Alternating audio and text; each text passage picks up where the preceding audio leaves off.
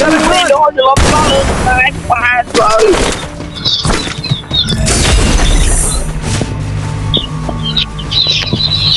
Ông nó chờ hello đi nha. Anh ơi, đừng sợ mùi. Ở con này đó nó thơm rồi.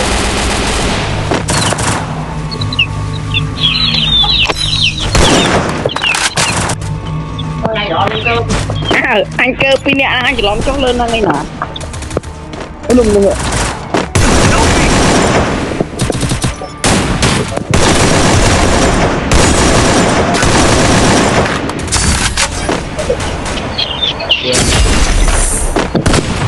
Hè đồ giống như luôn à.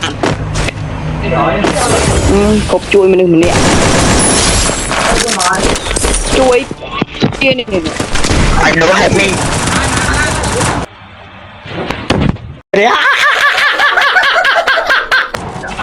Chọc rồi.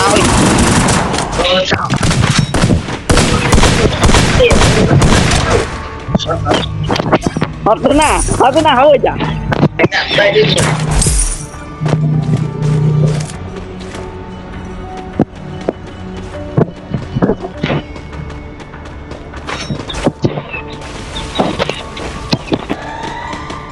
Lâu ya.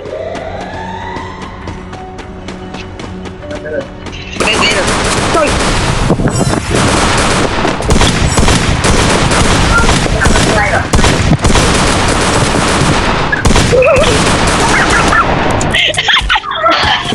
Chắc là rút ở phốt phản đây đấy hả?